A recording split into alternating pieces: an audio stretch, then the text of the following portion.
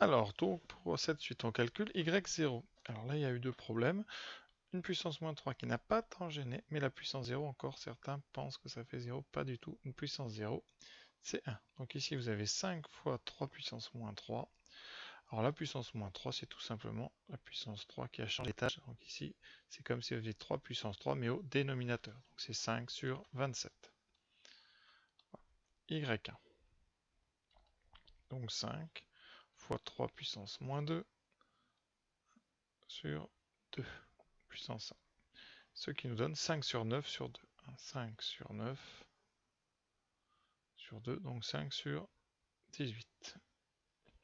Et pour y2, eh bien, ce qui nous donne 5 fois 3 puissance moins 1 sur 2 au carré. Donc 5 tiers divisé par 4, donc 5 douzièmes. Voilà. Alors là, c'est pas évident à voir, hein.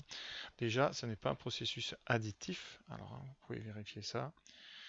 C'est y1 moins y0 vaut donc 5 18e moins 5 27e.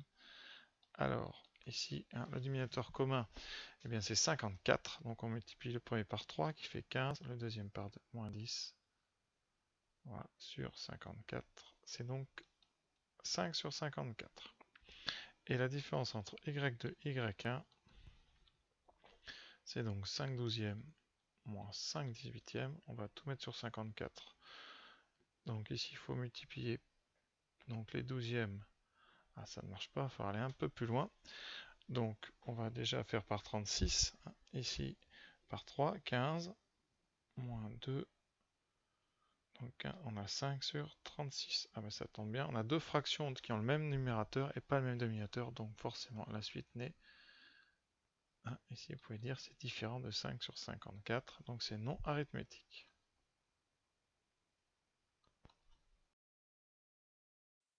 Alors, vérifions si elle est géométrique. De toute façon, vu son expression avec les puissances, on aurait dû se douter qu'elle était peut-être géométrique. Et on voit qu'on multiplie par 3 demi.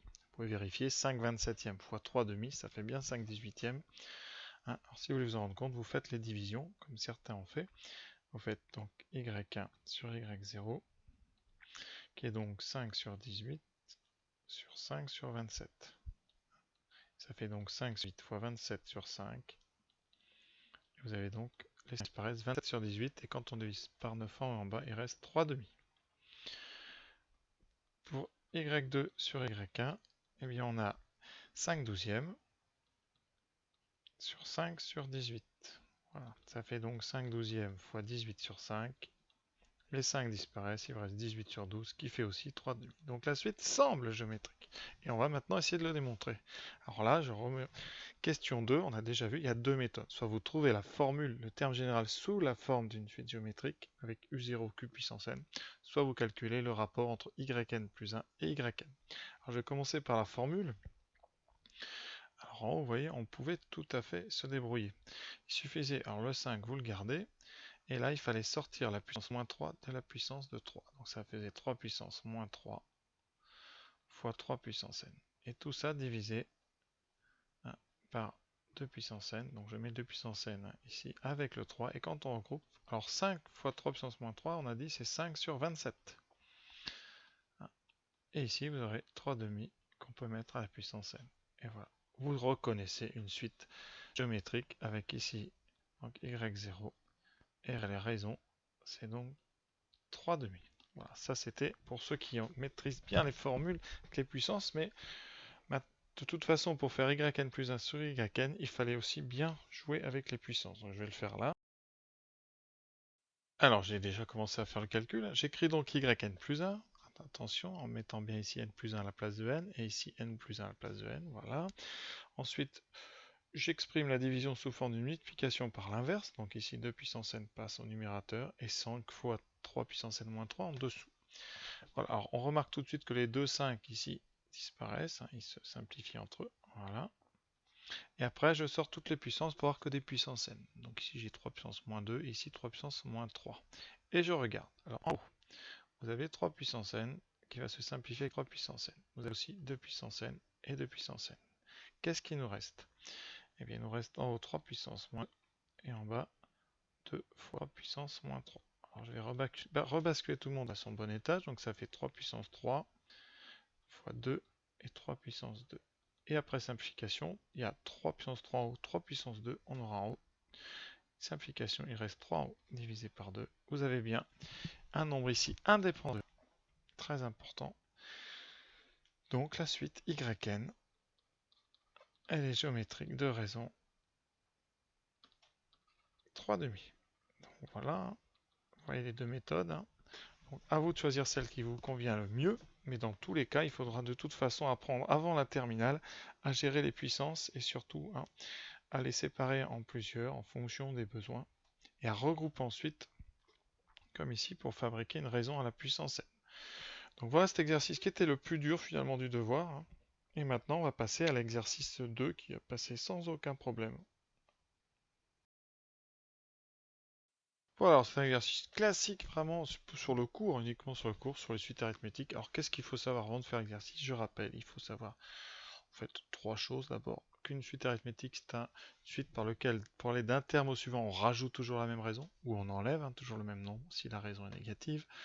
La formule du terme général, c'est donc U0 plus NR, ce qui nous donne une fonction affine, et donc toutes les suites dont le terme général est une fonction affine sont les suites arithmétiques. Il faut savoir aussi que cette formule, eh bien, elle existe généralisée avec n'importe quel terme UN et UP. Et bien, pour aller du UP à UN, il suffira de rajouter n moins p fois la raison, de façon à ce que la somme ici de cet indice et du coefficient de R soit égale à l'indice de gauche. Et ensuite, pour les sommes, on verra, c'est donc nombre de termes. Les sommes des termes, c'est nombre de termes fois moyenne des extrêmes. Je réexpliquerai ça dans la question 4. Alors, première question, c'était basique. Il n'y a rien à dire. La suite arithmétique, c'est précisé dans le texte. Donc U4 vaut U0 plus 4 fois la raison. Ce qui donnait 2 plus 4 fois 3 égale 14. Deuxième question. U12. Cette fois-ci, on avait U5. Donc c'est pas la peine de repartir à U0. On sait que pour aller de U5 à U12, on va rajouter 12 moins 5 fois la raison, c'est-à-dire 7 fois. Donc ça nous donne 9 plus 7 fois moins 2. Ne pas oublier le moins 2. 9 moins 14, moins 5. Question 3. Alors là, on nous demande du 0 à partir de deux termes. Donc, le mieux, c'est de trouver la raison. Alors, on va dire U14, c'est donc U10 plus 4 fois la raison.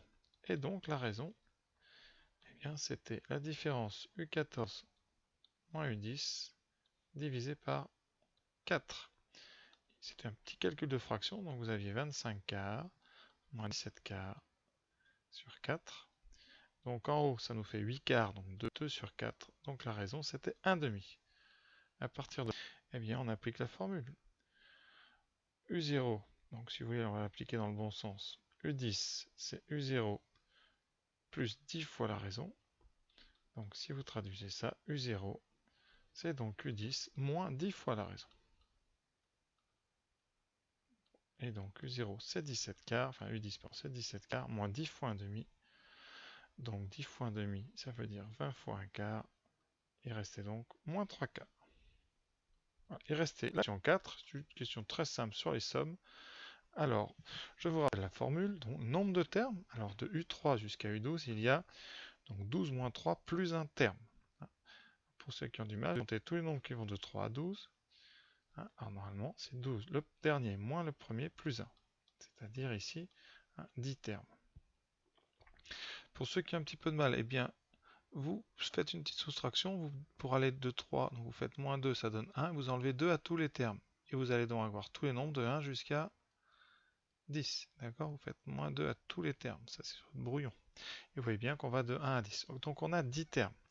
Donc pour la somme de l'exercice 4, c'est donc le nombre de termes fois la moyenne des extrêmes. C'est-à-dire les extrêmes, c'est le premier terme, donc U3, plus le 12e U12, divisé par 2, puisqu'on fait la moyenne. Alors il fallait avoir calculé U3 et U12. Voilà, après, il suffisait de calculer U3 et U12. Donc U3, c'est une suite arithmétique, donc c'est U0 plus NR, donc 1 plus 3 fois 1,1, 4,3, et U12, c'est 1 plus 12 fois la raison, 1 plus donc 13,2 qui donne 14,2. J'ajoute, ce qui donne 18,5, et divisé par 2, vous multipliez par 10, qui fait 185 sur 2, donc 92 sur 5. Donc voilà pour les deux premiers exercices. Donc maintenant, je vous invite à passer à la partie 2 de cette vidéo pour l'exercice 3 et 4.